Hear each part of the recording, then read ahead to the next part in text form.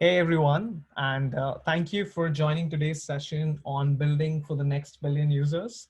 So in the next few minutes, I'd like to talk to you about what exactly I mean by building for the next billion users. So first of all, a little bit of in-house management.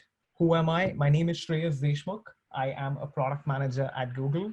I have previously worked at Microsoft as a product manager and have been involved with several startups too.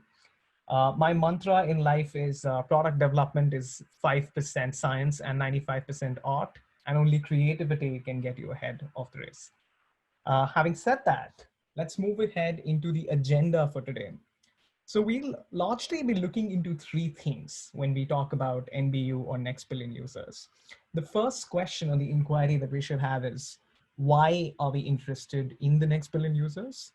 Like, why do we really care about them and why now, right? The second one is, who are these next billion users?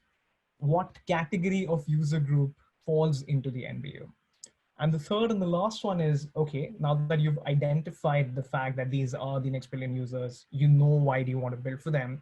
How do you build for them? Like, what are the guiding principles that will help you build something for this category of users? So jumping on to the first question here, which is why the NBU? Why should innovators like yourself care about the next billion users? So let me bring a topic from the basic economic principles, which is basically coined by Gregory Mankiw. Trade can make everyone better off. Now, what that means in a nutshell is increase in economic activity will propel the incomes and bring more opportunities to everybody. So that's why we're looking into this. Now, having established the fundamental economic principle, what you need to understand is the rising middle class. As the middle class grows, so too does the discretionary spending on shopping, e-commerce, and travel, and everything else. So just to recap, what I mean by this is with growing economies, we will see a rise in economic classes, and this will in turn result in wide-scale urbanization and giving rise to more business opportunities. So that's pretty much the reason why we care about the NBU. So our second question, which was basically who are these next billion users or what group makes the NBU population? So to define that, let's spend some time in looking at few examples here, okay?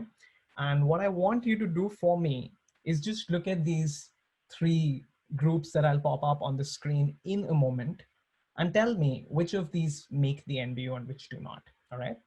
So here's the first one. This is your Generation Z. There's a lot of buzz around this phrase altogether. So the front camera has created a world of opportunities, and they have dominated the likes of TikTok, Instagram, WhatsApp as well. Now, this group has been literally brought up in a smartphone first environment and is even working and learning entirely online. Like, there are people who are earning their degrees on Coursera online. They don't even go to school, right? So that's all of largely Generation Z. Of course, that's not a solid definition. You could have outliers and all of that, but that's a group we're considering right now. Moving on to the next one, the novel users or the first time access to internet users. These are people who primarily come from the third world economies and are getting access to the internet in pretty much the second decade of the 21st century. They're now coming on to smartphones. They're kind of getting acquainted to stuff. They're getting used to like basics like messaging, social interactions, and all sorts of other things. So that's another group. And lastly, this is very familiar, I'm sure, to most of the listeners right now, remote worker groups, also called as telecommuters in the present day. So they have been on a rise of late because of the pandemic. Their needs are focused around productivity, and collaboration happens with modern communication tools such as Zoom and Slack. So the question which I asked you at the beginning of this slide was, which of these groups do you feel constitute the NBU? Any answers for that? Well, you'd be surprised, all of them are. So there's no distinction, right? So you could focus on any of these and these will still be your next billion users. Having said that, I'd just like to elaborate my point a little bit more. The basic human needs don't change. So the to identify the next billion users, you need to observe the world and understand where that major cohort of the user group lies, and that's what you go after. So it's not like a particular population in a market with a particular user need is the only one which makes MBUs. It could be like a couple of different cohorts. It's all about identifying and like slicing them out and then building for them. So the slide here, which I'm sure a lot of you would be familiar with, this is the Maslow's hierarchy principle. So of basic needs, basically, and you can read the needs here. It's basic needs, psychological, and self-fulfillment needs. And what it tries to say is these remain common across users or across human beings. Like you'll have some biological safety needs, you'll have some friendship, companion-related needs, you'll have self-actualization, creativity-related needs. All of those will remain same. Their degree, their type might differ, but there's not much of difference in what the need might be. So basically, what we need to do here is we need to de-exoticize these users. If we are going to genuinely have a healthy global digital culture, they need to be humanized, understood, and kept in mind when designing inclusive platforms. So that's our job primarily, okay? So that's more on the second question that we had around like who exactly is the NBU and where do you find that cohort? Now the third question which we had was how to build for the NBU. Like what's different about these, right? So, and this is a perfect segue to talk about this question now that we have defined that the basic human needs remain same. So all that we need to find is like, what is that gap in the basic need for that given cohort and how do you fill that? How do you build a product or a solution or a service which will help them solve that problem? Yeah. All right. So there are 4 key enablers that determine the solutioning for an NBU. And you can read these here. It's basically infrastructure, affordability, user readiness, content, and services. But let's look at a little deeper and what do these mean? So the first one being infrastructure. It's basically very simple stuff like network coverage, network performance, other enabling infrastructure things like are there telecom poles. It's structured in a given location and stuff like that. The next one is affordability. At what cost is your user going to use that infrastructure which is already provided? So some of the things you could look at is what's the mobile phone package like what's the mobile tariff? What are the handset prices? Like, do you have only high tier handsets or are there something like some cheap handsets which are also available? Next one would be something like Wi-Fi prices. Like, is it affordable? Is it easily accessible? That's another thing, right? And moving on to the third enabler, which is user readiness. So basic skills of mobile phone operation. Does your user group feel comfortable about, say, using a mobile phone, like doing basic tasks on those devices? How ready are they? Another example which I like to quote here is trusting that piece of hardware or software with information which you may consider sensitive. And it is a very different gamut of things which people consider as sensitive or not. So for most of your users, say banking and financial services could be extremely sensitive and they may or may not trust an application or a mobile device with something like that. So that's all a part of your user readiness. And the last one is content and services. So availability of local relevant content, example, local news, events, festivals, jokes, whatever, right? So all of that will come under this bucket. So if you've got something which is more relevant to your audience, to your user group, that's when they'll stick onto the platform and they can leverage it. Otherwise, it just doesn't fit. So these are the enablers for your NBU group. Now, having established the enablers, we can now look at the principles which will help you build for this user group. So let's look at them one by one. So the first one is identifying limiting factors. So what are these factors that doesn't let the user fulfill their needs today? Is it because they don't have a smartphone? Is it because there is a regulatory pitfall somewhere? Is it because they don't have the means to complete a task, whatever that might mean, right? So you need to identify what is the limiting factor. And that's basically an entry point towards identifying what you could solve. The next one is removing barriers from incumbent. So there is never a point wherein there is no solution in the market. There always is. It could be definitely not the best solution, but it will be a patchwork which will make things happen, right? So what you need to identify is what are the barriers in the currently available solution that need to be removed to make it better. One of the examples here could be language. So say if you've got Google News, which is available in, say, some rural part in a third world country, maybe people don't understand it because it's all in English, but if you could provide them in a vernacular or local language, then that might just help. So that's how you remove barriers from the incumbent. The third one is creating a differentiator or a unique selling point. This could be same as above. Like it could basically be, okay, you've understood the barrier, you remove it, and that becomes your differentiator till probably somebody comes and knocks you off. And then there are other ways in business how you could manage your competition. But then that's going to be the third bucket here in the principal sector, which is what's your differentiation. And the last one is being ubiquitous or being omnipresent. So you need to understand that you need to be present both online and offline, or basically in multiple media. Because even when probably a solution is a technical one, a digital one, something which is entirely online, the user group or the market that you are catering to may not be online at all.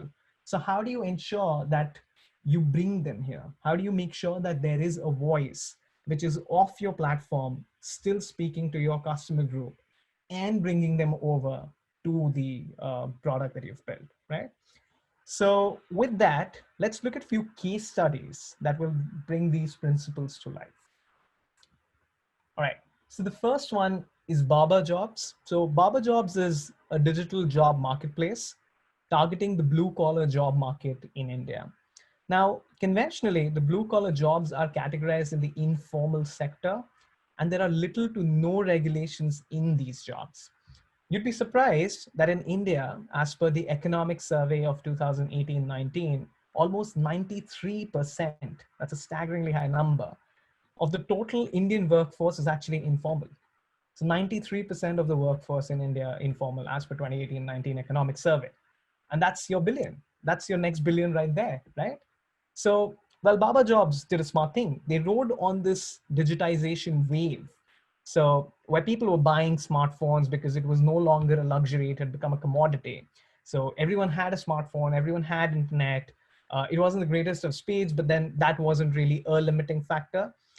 And they digitized the demand of these jobs, which was always present, right? I mean, if you are running a factory, you need factory laborers and workers. So that demand was there. They just digitized it. So they just brought it on a platform.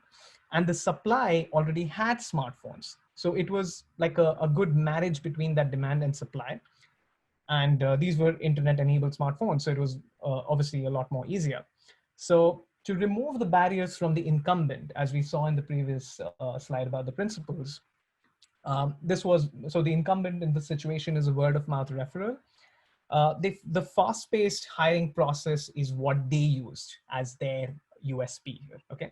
So they understood that the incumbent is word of mouth referral. I can call a friend of mine and say that, hey, I have a new job for you. Why don't you come and join? And that could take some time. How do you beat that? You just make it super fast and super easy to apply for a job and get that eventually, right? And the result, or basically the time to get a job, was as quick as 20 minutes. So imagine applying for a job at 4 p.m. and 4:20, you are at the job, or you basically have a confirmation that, okay, you could start like tonight or tomorrow, whatever, right? And that's really the selling point. That's the differentiator right there. And again, they were vernacular first. It was available in local languages in India, and you got the quick results. So that's one great case study about how you build for a billion users, or the next billion users. Learning from there and moving on to our next case study, which is Tokopedia. So Tokopedia is one of the largest unicorns in Indonesia. And it is an e-commerce, fintech, and digital products platform built for Indonesia. Similar to Baba Jobs, Tokopedia realized that the access gap could be bridged with technology. Now, they had an audacious dream of making the locals shop online on an e commerce platform, but their whole marketing efforts were actually not online. So, when they started, they literally started buying spaces on magazines, newspapers, and in cinema because that is where their audience was. So, this is the whole point about being ubiquitous and being omnipresent. And again, fully localized in Indonesian language for use, and that's where they kind of tapped into it and got to be like the next billion for the next billion users in the in Indonesian market. And last one, our good old friend Zoom, which is what we're using right now as well. So Zoom is the perfect example of how users are okay to live with a subpar experience till they experience something which is much better. So I'd like to quote Henry Ford here. So he mentioned once about innovation that if I had asked people what they wanted, they would have said faster horses. And though Zoom feels like a faster horse, it is not. It is entirely different as a product. It solves a very fundamental problem, which is having reliable video conferencing. And they just do it. Now, Zoom focused on one problem and improved the solution exponentially. But an advanced tech is not sufficient to win the business. So though they solved a real problem, but that was not it. They had to do something more than that. So they've been splurging on marketing in both online and offline media. Again, even when you could say that Zoom's majority user base comes from a developed market, which is educated, which is online already, but they still knew that there are lots of eyes that they could get outside of these digital platforms as well. And there are tons of banners, hoardings, which you would see in airports, on highways, and freeways that Zoom's banners, like Zoom's advertisements, are still on. Now, to further the growth, they also capitalized on the third-party integrations, and which technically just fueled their whole ecosystem because now more and more users could just integrate with Zoom into their own SaaS models or whatever other softwares they're building, and that just kind of gives more power to their ecosystem altogether. And yeah, that's our case study on Zoom. With that, thank you so much. And that's the end of our session on building for the next billion users. I hope this was useful for you and you learned something today. And that's all from my side. Thank you again. Have a good one.